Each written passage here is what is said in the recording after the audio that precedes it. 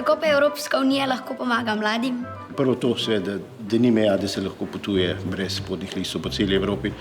Drugo z samim načinom, kjer je zdaj v praksi poskušana uvedba tako imenovanih brezplačnih vozovnic za vlake, kar je tudi ena taka super ponudba, s katerim lahko mladi, ki dopolnijo, vidimo se še malo počakati, no, dopolnijo 18 let, lahko brezplačno potujejo po celi Evropi, pa ta Erasmus+. No, tukaj se pa že počasi lahko vključujete, to pa je pravzaprav izmenjava študentov, dijakov, osnovnošolcev na različnih področjih za spoznavanje različnih znanj, pa za spoznavanje predvsem sošolcev ali pa vrstnikov iz drugih držav. To je pa ena od najbolj dragocenih stvari, ker potem, ko odrastete, boste videli, koliko to pomeni, če imate stike tudi z ljudmi iz sosednjih držav. In tisti, ki grejo skozi Erasmus+, imajo tudi mnogo večje možnosti najti res tako delo, ki jih veseli.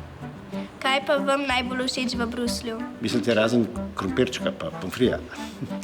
Ne, Bruselj je pravzaprav eno tako zelo zanimivo mesto, ogromno umetnosti, ogromno kulinaričnih užitkov je tam tudi.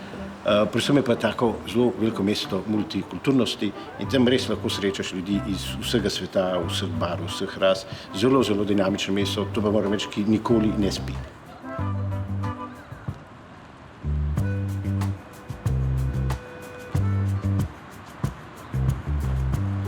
Pika, veš, kaj smo še pozabile? Kaj? Belgijski pomfrit, to je tudi zelo znano. Ja, tukaj ga je Angela Merkel. Ok, pa ga moramo iti probati. Ja.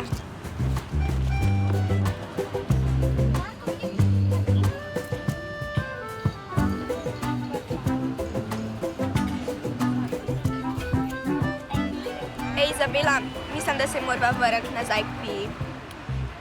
Ja, au revoir, Bruxelles.